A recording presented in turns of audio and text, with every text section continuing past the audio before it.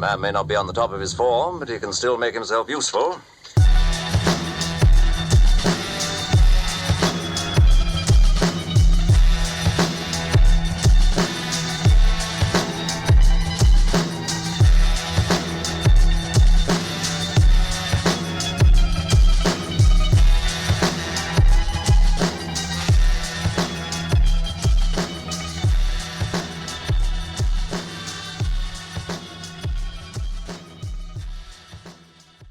Welcome back to the By Design podcast. I'm your host, Ronnie Knuckles. Today we have a really cool guest, Mr. Lou Ott. Lou was a professional baseball player. He got drafted in 2005 by the Detroit Tigers as a shortstop. He went on to play 4 years of professional baseball. California native, now lives in Louisville, Kentucky, and has a training gym, Lou Ott Baseball. My two sons train at this gym.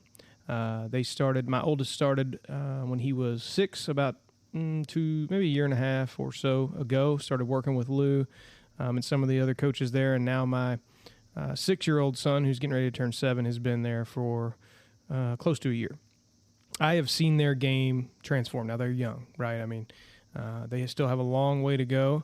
But I have seen them go from really incompetent kids who wanted to be good at baseball because they didn't want to be in the outfield, they wanted to be in the action, to, my oldest son, I'm biased, but I would say he was probably the best catcher in his Little League this season. And my younger son is an incredible fielder, and his batting is starting to come up. And I attribute all of that to Lou. I don't know anything about baseball, didn't play baseball growing up.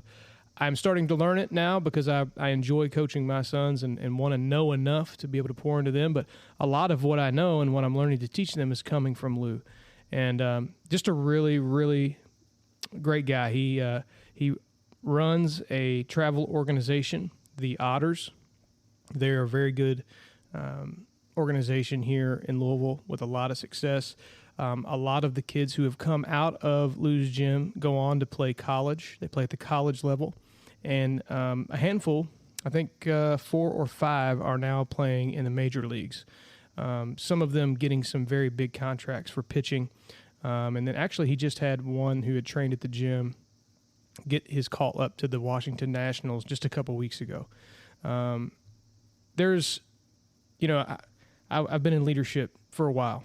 And I always took things from leaders that I liked and implemented it into my leadership style, and took things from leaders that I didn't like and made sure that I never did those things.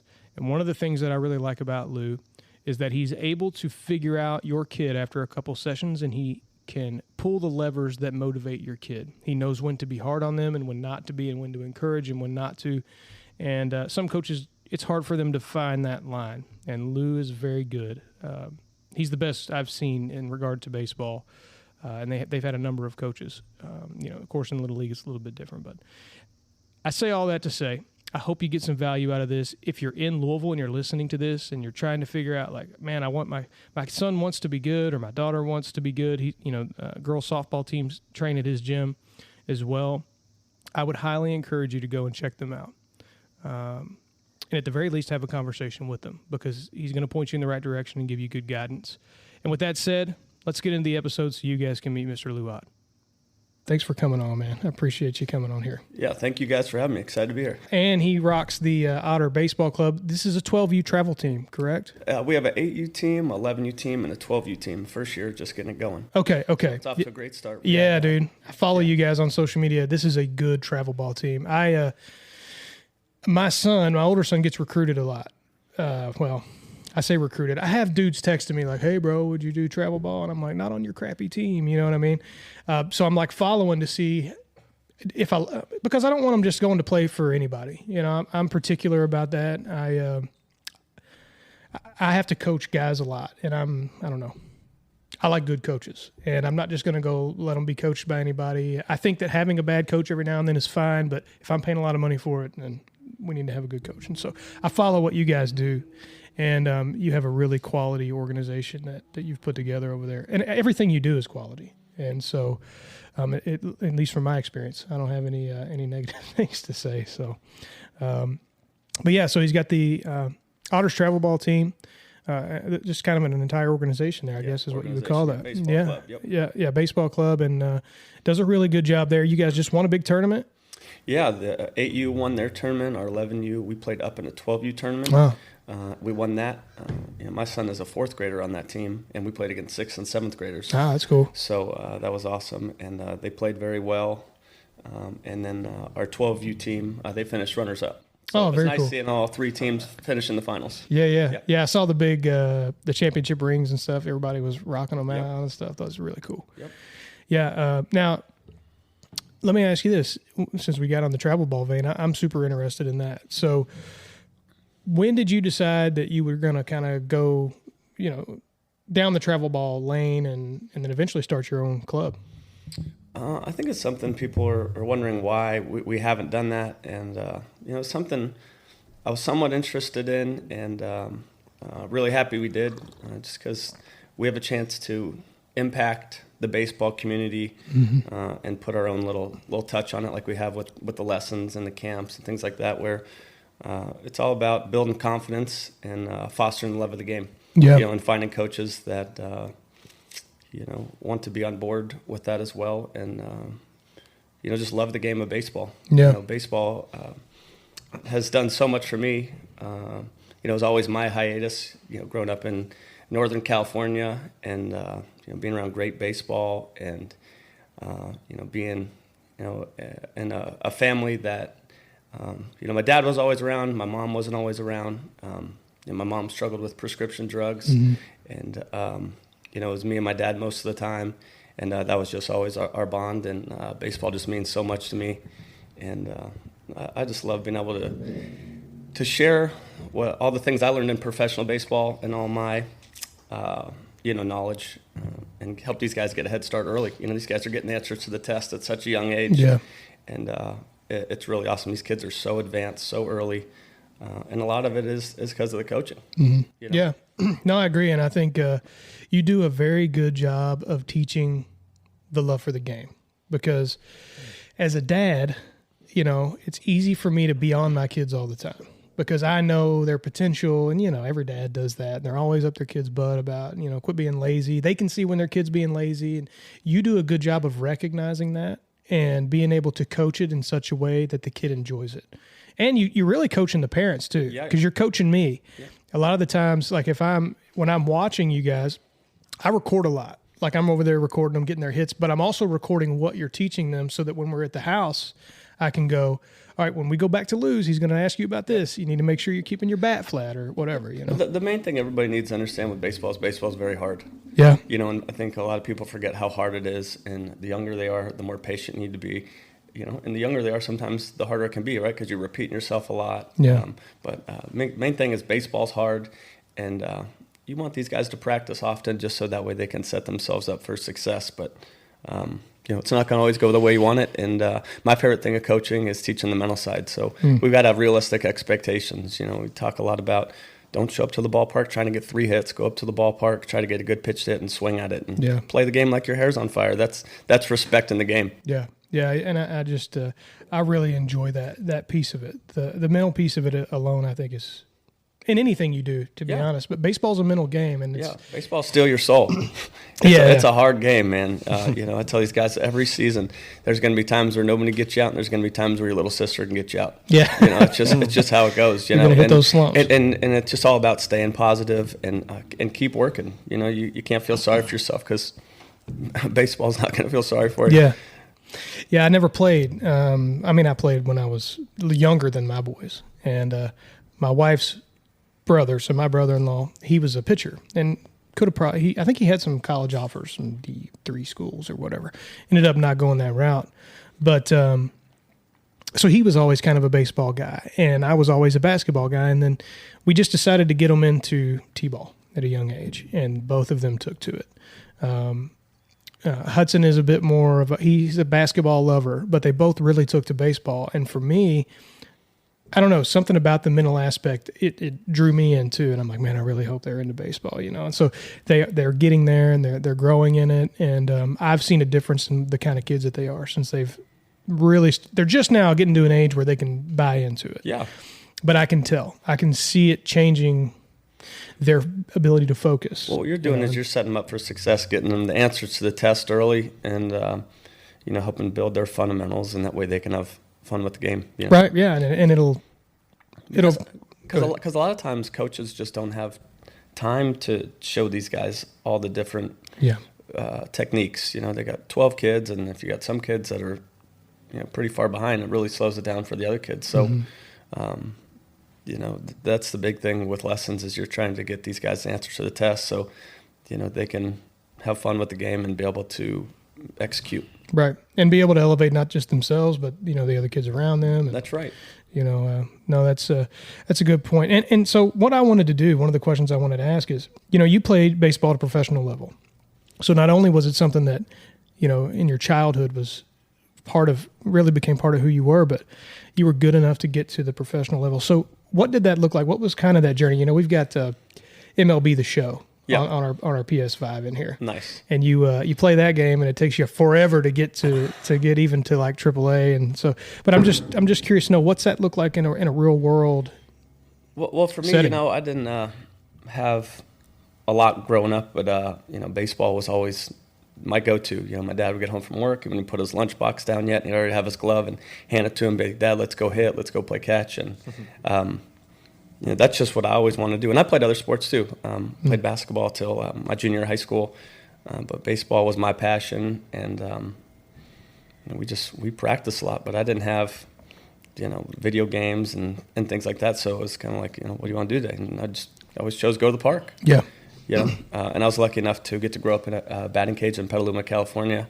Oh, and yeah. They saw that, I had some talent, and they would let me come in there often and hit. And, I think my dad maybe would maybe pay them at the end of the week or something. Yeah. But they saw my work ethic and my passion, and I saw there was some talent there. And I was lucky enough to go practice a lot. But it was, you come in when you want, and I chose to go in there a lot. Yeah.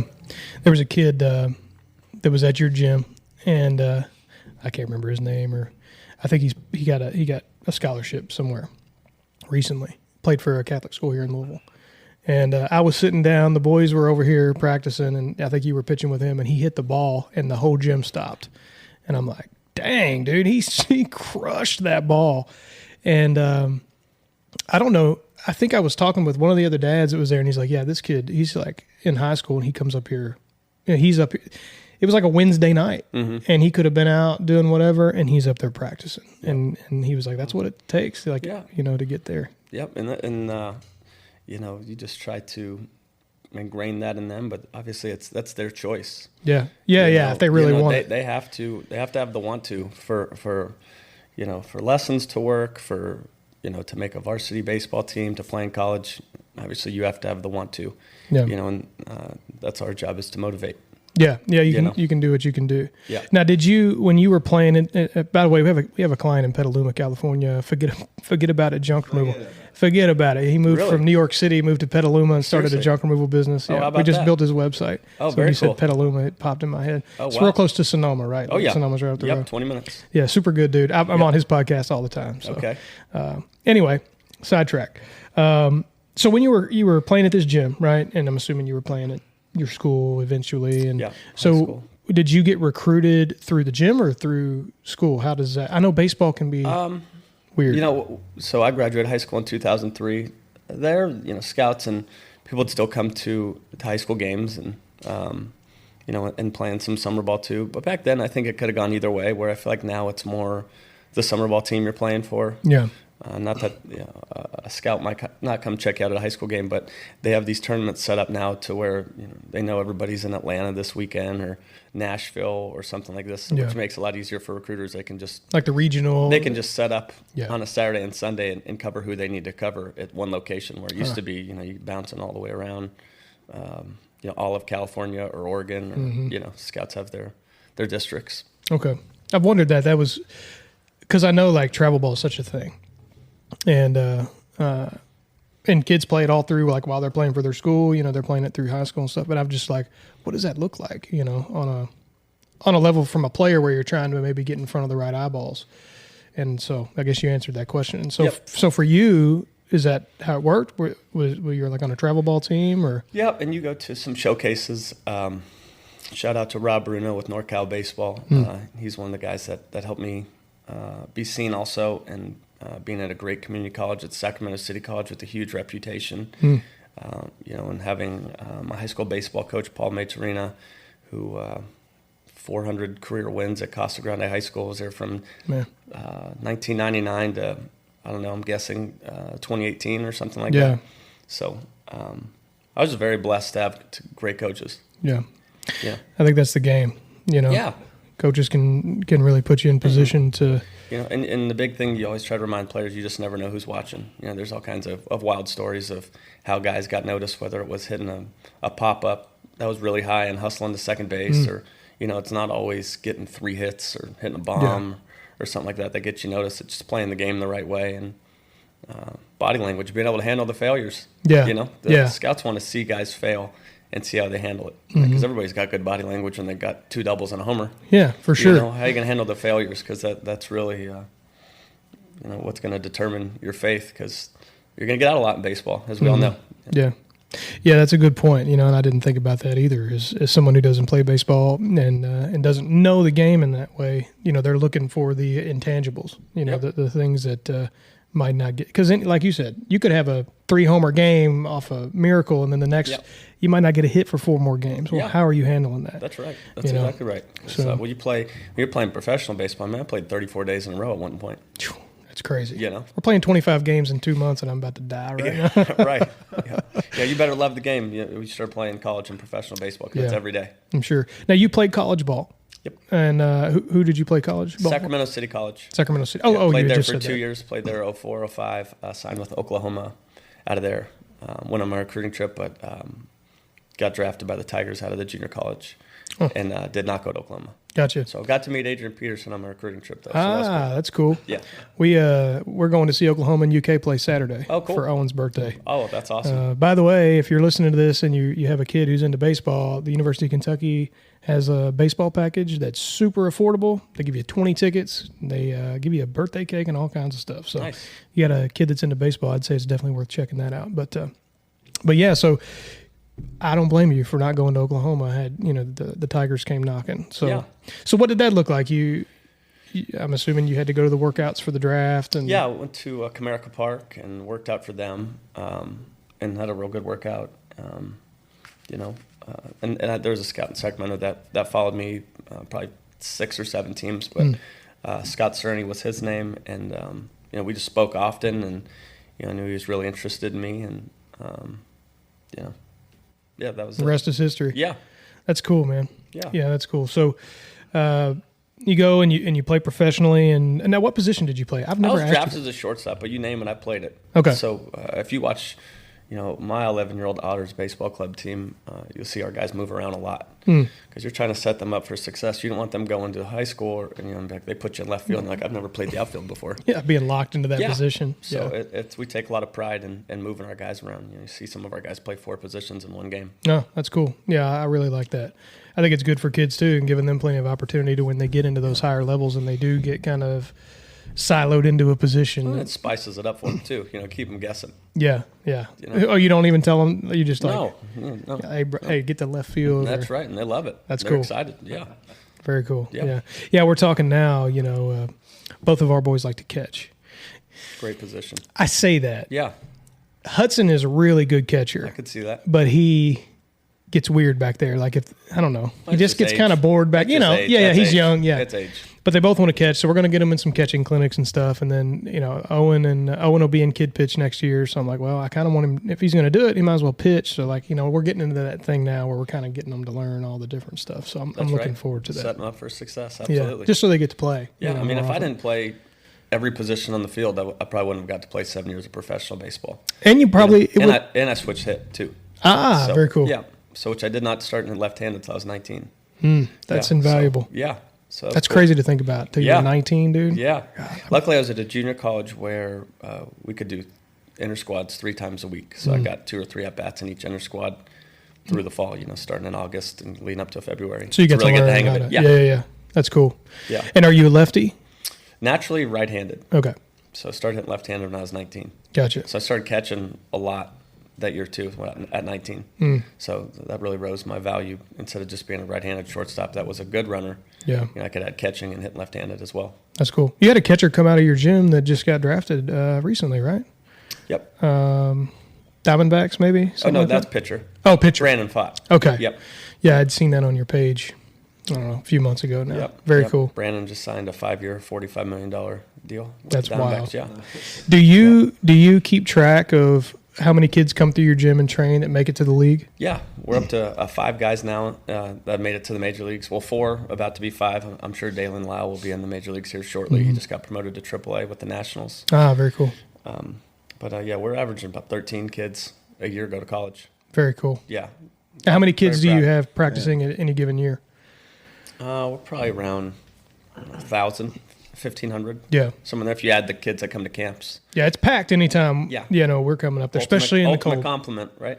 Yeah, no, it's good. I mean, you want to grow, and you do a good job of the clinic, like setting up the clinics and stuff too, and bringing in, like, you brought in the guy from UK who's with the Angels now, and it's cool that you're Ryan able Nicholson. to. Yeah, right. Yep. Yeah, he signed Owen's glove, and Owen still Love uses it. the glove. I'm like, Love hey, it. bro, No, he just no. cracked a homer. It's a kid. He's not worried about that. It gives him good luck. Just ask him. Right. You know? Yeah, hey, Yeah. he's playing first base now and stuff. But Sure. Anyway, no, I think that's invaluable too, because then you're getting to, say a kid doesn't get to move on and play in college or go pro or whatever. He still gets that experience from a young age where he gets to meet all these other cool right. players and coaches and stuff, and he'll have that for the rest of his life. And I think that's really cool. That's right. And you got to bring in different voices. Yeah. And guys that kids look up to. It might not always be me. It might be a UK player, a U of L player. Right. So. Who was Did you go to the FCA? You didn't go to the FCA thing. We went to the Louisville Fellowship of Christian Athletes a few weeks ago, and Okay. their baseball team had a game that night. But they've got a kid who transferred into U of L for his senior year, and he's a baller. I think his name's Ziggy or something, maybe. I don't know. No idea. They told his whole life story and how he came to faith, and it was a really powerful story. But anyway, I was thinking about you. I'm like, I wonder if Lou knows this kid. Coach Mack does a great job of bringing in high character guys. Yeah. Any good team is going to have good teammates and just good people. Well, they're a top 25 team. They're right. they're really good. Louisville's always been pretty decent at baseball, I think. Oh yeah. Ever since Coach Mack got there, at least. Yeah. So they've been good since I believe that's 2006. Yeah, been a good little run. Yeah. They've been to the World Series a couple times, I think, and Yep. that's cool. And you got here in 2011, you said, right? Yep. Now, is baseball in Northern California? Well, you're like Central. I guess you're Central. Northern, are you? Yeah, north. 3 hours from Oregon. Okay, yeah, that's Yeah. really far north. Yeah. Are you guys? Is baseball there like basketball is here, or? Yeah, and I feel like, and people always want to say Louisville is football, basketball. I feel like Louisville is definitely baseball now. I mean, it may not be one, but it's two. I think Louisville's always been a baseball city. Yeah. I've always wondered why we haven't had a pro team here. Yeah. We got Louisville Sluggers here. People are into baseball here. I don't know the answer to that, but there's lots. We of used good to talent have here. the old river bats, or We still got the bats. oh, that's right, that's right. We had the frogs. You're thinking hockey. Yep, my bad. Never mind. Disregard. Not a baseball guy. And the yeah, he's not. Not a baseball guy. I like playing. I like playing catch. Yeah, we do go outside and Yeah. we try not to kill each other throwing a baseball. Around, so. It's good for the soul. Yeah, hey, on a nice It warm really day. is, man. It is. It really is. It really is. Yeah, I love going out when I get home with the boys and just throwing baseball, yelling at them a little Right. bit. If I may interject a kind of a random question. So my son plays. He's left-handed, and he loves to play shortstop. Okay. What are your thoughts on a left-handed shortstop? At 8, it's fine. Well, what about it, in college? No. Is it possible?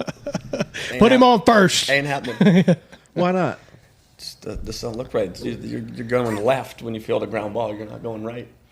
So It'd now be he's like- got to right. catch it, and he's got to turn the other direction. Okay, but there's no way that he can figure out how to turn his glove a different way or something where he can field it properly. He could get it done, but there's going to be some plays where that runner's going to be safe because he takes Yeah, to get yeah. rid of the ball. Okay, Teach him to use his right. Tie his hand behind his back like old Pops did. We'll just put him in the outfield. I ain't How about doing that. Just put him in the outfield. He's been working on pitching too. He's kind of just naturally. Good. If he's left-handed, you should give it Talented a pitcher. try. Yeah. It's like everybody should learn to throw a knuckleball. Yeah. Why So not? Woo, the other guy that works for us, he played high school ball. Okay. And he was a pitcher at Whitfield, the same school the boys go to. We had Jeff Gardner at our facility for a Oh, couple did you? years. Yeah. Jeff Gardner, he played at U of L, right? Yep. Yeah. Yep. Yeah. Very involved in FCA. Yeah. I don't know if he was up there that night or not, but we were talking about knuckleballs, and Wu was like, "That's the only thing I could do well." And he came out here and threw a knuckleball, and it tripped me out. I've never the knuckleball. It was so good. Pitch for a long time. Yeah, he was like, I wasn't good at a lot of things, but I could throw a good knuckleball, That's and awesome. it threw people off. And Bradley, I mentioned him earlier. He was a lefty, and he had an arm on him, and apparently, I remember him pitching in high school, but something about that ball coming out of the left hand would throw guys off quite a bit. So anyway, I don't know. Look, I'm just speaking out of my butt right now. If I'm being honest. Is that just some voodoo stuff, Lou, or What, is the there knuckleball? the left-handed pitch? Is there what It is it? depends. I mean, you got to be deceptive, but a lot of times lefties have some arm side run where that ball tails away from righties, so they can be a little bit tougher to hit off of. Yeah, so but we got a sweep. kid on our team, Eli Schutz, that throws the ball very well, and his ball tails like crazy, and you don't see him get hit around too often. Yeah. Yeah, because you're sweeping from the other direction. I guess if you're coming in, you can get them chasing a lot on like the outside if you're coming from the other direction. Yep. So. Okay. And we got another lefty on our team, Cam Wayne, who throws a little knuckleball too. It's and such a he's weird. got fun with it too. It's weird just having somebody throw you a knuckleball. Yeah, because I've if they never can seen throw, it. If they can throw a good one, it's just very unpredictable. Yeah, so, 'cause it's just you like- see in the major leagues, a catcher won't even catch the ball all the time. They're just trying to knock That's it down. I was just about to say They that. use Like I was that pretending. slow pitch softball glove. Yeah, no, they don't use a regular catcher's glove. Really? Yeah, they use a girl's like a slow pitch or a fast pitch softball glove. That's cool. Yeah. Yeah. They look like Yeah, I was gonna a say because goal back there. he threw that, and I was playing the position of catcher, and so I had my glove out, and it was like it was moving around. I was like, "Where's this going? I'm about to get hit." That's right. And your guess is as good as mine. Yeah. And imagine a batter. If it's a good one, yeah. Yeah. That's cool. So, as you guys, I feel like that your gym has grown since we've been coming, and we've only been there for maybe almost 2 years. I guess this might be about a year and a half. Mm-hmm. That sounds right. Yeah, because Owen was it was before spring ball last year, so I guess we maybe started coming in January or something like that. Mm-hmm. But I feel like you've grown even since then, man. I mean, I feel like maybe I'm wrong in saying that, but I feel like, this past January seemed busier than the previous. And what are your plans as, you move in? If you look out to 5 years, what plans do you have? Any continuing to grow our Otters baseball club with quality talent and quality coaching, and just continue to inspire the kids that come through our doors for their lessons and camps, and just keep seeing where it takes us. That's cool. Yeah. How do you? Something I've been curious to know is like, you obviously being in the baseball world and especially having the connections you do on like a professional level, you have access to contacts that might know someone at U of L or like UK or. Yep. How do you leverage those connections? So say you got a guy at UK, you want him to come in and do a thing. Is it where you're reaching out to him directly, or how's that work? Yeah, you got different people that have either taught at the facility or that you've met along the way that are at these different schools, and if these guys are open to it, you make a phone call for them and you see if it's a good fit. Yeah. Like there's a kid that's going to come in tonight that may transfer into another college here, and a coach is going to come in and watch him work out. That's cool. Yeah. So they actually come to the gym and watch workouts and Yep. stuff too. Yep. Oh, that's very cool. Yep. So. Very neat. But yeah, you try to use the connections to make it a little bit easier for other people, Yeah. Yeah. Yeah. As you know, it's not always what you know till you know. Yeah, and it helps you build a relationship too. Yeah. Because you're putting them in good hands. Right. They're not guessing, is this going to be a good fit? You're going, well, I know this guy's character, and I think this would be a good fit. Yeah. So it makes it a little bit easier. That's very cool. Yeah. So like I got a friend with the Tigers who's an agent, and he represents Corbin Dickerson at Indiana, who is leading the nation in home runs right now. That's cool. He used to be at U of L, but now he's center fielder at IU. Transfer rules are crazy right now. Yeah. It's all over the place. Yeah, and I imagine for a baseball organization, that's probably got to be even harder, because you were talking again, it's a mental game. It's a lot more strategic, I think, than some other sports. And so plugging a guy in from one college, like that. That's right. It's got to be kind of tough, I imagine. Yeah. And especially when you got these guys that are 24, 25 years old, still in college, it just it makes it very difficult for the guys coming out of college or coming out of high school. Yeah, to compete. Yeah, but I feel like you got to go with the guys that you just like the best, regardless of age. Yeah, that are going to match your culture and fit what you're trying to do. Yep.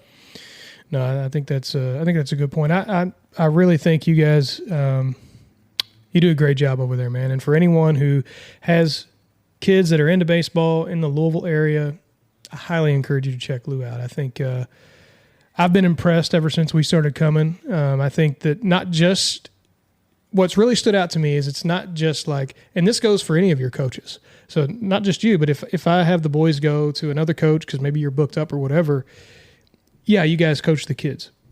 But you also give me some tips. And you're like, hey, you need to be working on this at the house. You need to make sure you're getting these reps in or whatever.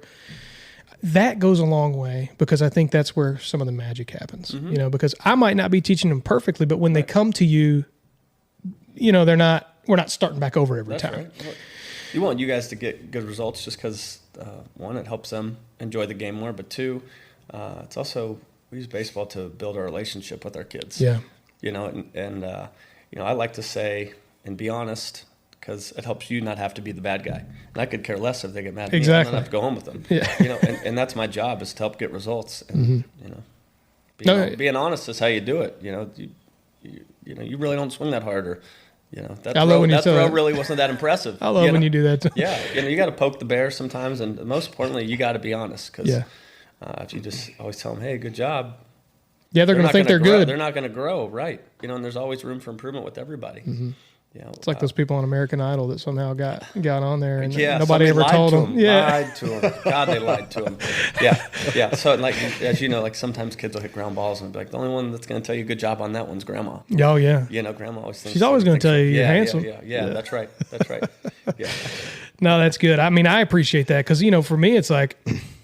I hear dads at the baseball field say this all the time. Well, if you tell him that, he'll listen. But if I tell him that, he's not going to listen. Yeah. And that's true. Yep. And so it's good to have a good coach that knows when to pull the lever, when to encourage. Yeah, that's right. Because, there's... That's exactly right. And knowing the kid. Always one way or the other. It doesn't work. You just got to be honest. Yeah. Because you want to be the first one to give him a hug and give him a high five, but you also want to be the first one to be like, yeah, that really wasn't that good. And to be able to be the one that tells them that it isn't that good, you've got to build that trust with them. That's right. And I think you do you do a good job. You give them the baseball card or a piece of candy or whatever to kind of build them up. But then they know when you say, hey, dude, put your purse down and hit the baseball. That's right.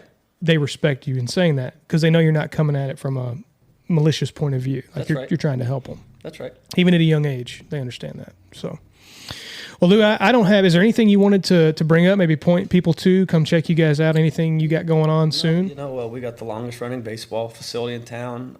Been established since 2011. Our website's louottbaseball.com, and we have lots of great instructors in there, and I think our reputation speaks for itself. Yeah, I agree. Thank you so much for having me on. No, man, I appreciate you coming on, and thank you for telling that story. I've been curious. I thought this would be a cool opportunity to corner you and get to hear the full story. So love it. I appreciate you doing that, man. Yeah, thanks. Guys, if you, like I said, I mentioned this before, but go check out Lou Ott. Go check out what they're doing over there. Go check out the Otters Baseball Club. We appreciate you all so much for watching and tuning in. Please share the show with someone that you know. Subscribe to the channel. We've got a lot of cool guests coming up. We greatly appreciate you tuning in, and we will see you on the next episode. Yeah. There's a war going on inside. Just to name a couple, I battle with porn and pride. In a persistent struggle, a reoccurring huddle. A prayer meeting with me and the Holy Spirit. Feeling free, but no, I'm nowhere near it. But thank God for his conviction. The awkward part of me that may leave others to suspicion and call me into question. I confess my addiction. Know it's a lethal weapon. May compromise the mission. Being proselytized from this humanistic system. You think about that.